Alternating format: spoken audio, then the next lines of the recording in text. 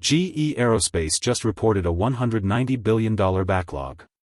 Of that, more than $170 billion is commercial services. Spare parts and shop visits, for the next 30 years. The engines themselves? GE practically gives them away. Same at Pratt and Rolls-Royce. Engines sold near cost. Aftermarket is the entire business. The most durable cash flow stream in industrial. Here's the part that doesn't add up. Pratt and Whitney just took an $8 billion charge on a single engine model. Their largest competitor, and one Munich supplier, got the offsetting cash flow. Here's the setup. A new CFM LEAP engine sells for around $15 million.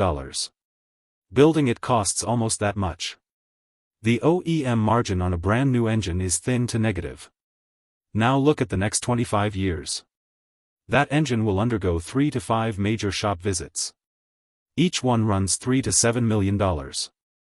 It will burn through fan blades, high-pressure turbine discs, combustor liners, low-pressure turbine vanes, every replacement part FAA certified, sole sourced from the OEM, priced at 30 to 50% gross margin. Aftermarket revenue per engine over its lifetime is roughly 4 to 5 times the original sale price. Aftermarket gross margins are roughly 2.5 times the OEM margin. Engines are loss leaders. The aftermarket is the actual product. So why only 4 companies? A modern high-bypass turbofan operates at internal temperatures above 1500 degrees Celsius. The high-pressure turbine disc spins at 10,000 RPM, in a metal that has to survive thermal cycling, vibration, and bird strikes for 30 years. Building one engine model requires about $10 billion in development and 20 years of testing. FAA certification costs another $1 billion plus. And once an engine is certified onto an airframe, say, the LEAP-1B onto the 737 MAX, it stays there for the entire life of that airframe. The result, GE, Pratt and Whitney, Rolls-Royce, and Safran. 4 companies. They all participate in joint ventures with each other. There is no 5th player. China is trying, we'll get to that. Meet the quadropoly. GE Aerospace, ticker GE, $45.9 billion revenue in 2025. The post-spin pureplay that runs CFM jointly with Safran. CFM makes the LEAP, the most produced engine in the world. Safran, ticker SAF, €31.3 billion revenue. France's industrial crown jewel. Half of CFM. And the dominant aftermarket on the older CFM 56 fleet, the engine on every classic 737 and A320. RTX, ticker RTX. The parent of Pratt and Whitney. Pratt makes the GTF, the geared turbofan that competes with LEAP on the A320neo. Pratt also makes military engines for the F-35 and F-22. Rolls-Royce, listed in London, ADR ticker RYCEY. The wide-body specialist. Trent engines on every Airbus A350, Boeing 787, and 777. 4 companies. Every commercial jet on Earth. Inside the narrow-body market, the real fight is CFM versus Pratt. The numbers are not close. In 2025, CFM's LEAP family captured 56% of all commercial engine deliveries. Pratt, including the GTF and legacy V2500, captured 22%. On the Airbus A320neo specifically, the only aircraft where customers can choose between LEAP and GTF, LEAP has won 75% of orders since 2024. Pratt has won 25%. The reason, the GTF crisis. The geared turbofan has been parked or in shop for 2 years. Airlines that need an engine that flies are picking LEAP. CFM delivered 1,802 LEAP engines in 2025, up 28%. Pratt could not match production. The duopoly tilted hard. Here's the story behind that tilt. In July 2023, Pratt and Whitney disclosed that some of the powder metal used to forge GTF high-pressure turbine discs had been contaminated. Microscopic impurities created the risk of disc cracks, a catastrophic failure mode at 20,000 feet. The fix: pull every potentially affected GTF off-wing for inspection and rework. The total bill to RTX has now reached approximately $8 billion. At its peak in 2024, 835 aircraft were grounded. 28% of every GTF-powered jet, sitting in storage. Airlines lost billions in lost flying. Some pursued legal action. In Q1 2026, the AOG count finally declined 15% quarter-over-quarter. RTX won't disclose the absolute number.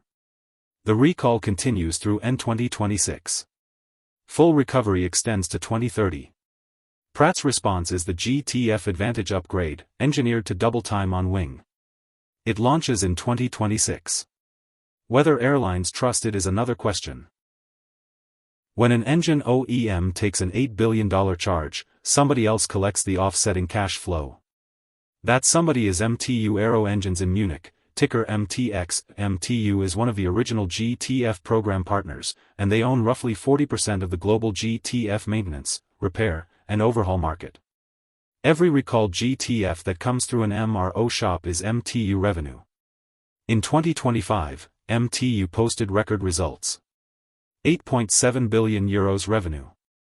1.35 billion euros adjusted EBIT, commercial MRO segment grew 18%.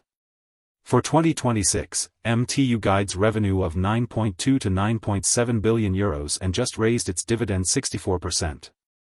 Safran is the second beneficiary.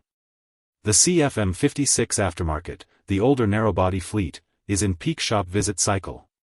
Safran's propulsion margin hit 23% in 2025. Now GE Aerospace. The biggest pure-play aerospace OEM in the world. April 2024, GE finally completed the three-way split that had been promised since 2021. GE Aerospace emerged as a standalone public company. 2 years later, the numbers are extraordinary. 2025 revenue, $45.9 billion, up 18% on a reported basis, up 21% adjusted. Total backlog, $190 billion. Commercial services backlog alone, more than $170 billion, up $30 billion in a single year. Q1 2026 was the moment Wall Street took notice. Orders up 87% year-over-year. Revenue up 29%. Commercial engines and services revenue up 34%. Engine deliveries up 43%. GE raised its 2026 profit outlook by $1 billion during that quarter. The market sent the stock to all-time highs. Rolls-Royce is the most extreme turnaround story in industrial. October 2020, stock at 70 pence. The pandemic had collapsed widebody flying, Rolls is widebody only, and the company looked finished. April 2026, stock around 1300 pence. A six-bagger in 5 years. The catalyst was Tufan Erginbilgic, who took over as CEO in early 2023 and described the company as a burning platform. 3 years later, 2025 underlying operating profit hit £3.5 billion, up 40% year-over-year. Free cash flow, £3.3 billion. The 2026 guide is £4.0 to £4.2 billion operating profit. Rolls hit its 5-year midterm financial targets 2 years ahead of schedule. The Trent XWB-84 life extension program completes this year, that locks in another decade of A350 aftermarket. Why is the engine business model so undervalued by Wall Street? A new LEAP-1A on an A320neo costs the airline about $15 million per engine. 2 engines per aircraft. Around $30 million in OEM hardware. Over the next 25 years, those 2 engines will need 3 to 5 major shop visits each. Cost per shop visit, $3 to $7 million. Plus continuous spare parts replacement. Lifetime aftermarket revenue per LEAP installation, roughly $120 to $160 million. Versus $30 million for the original sale.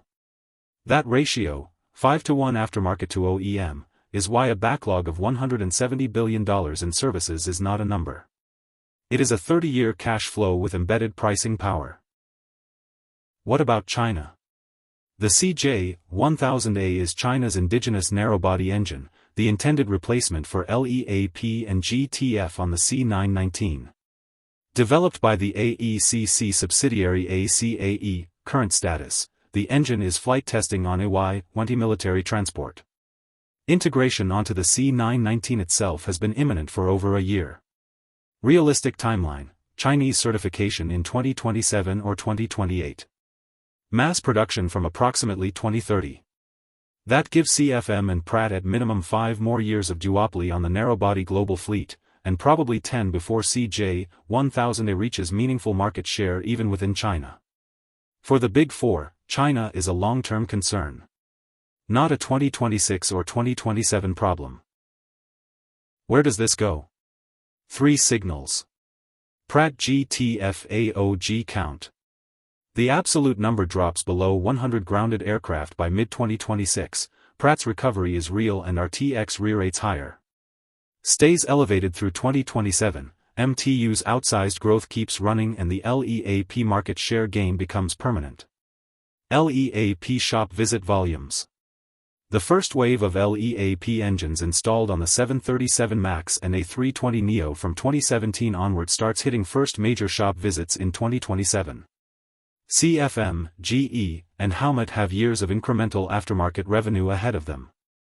Watch GE Aerospace Services revenue growth, anything sub 20% is the warning sign. Rolls-Royce Trent XWB widebody demand.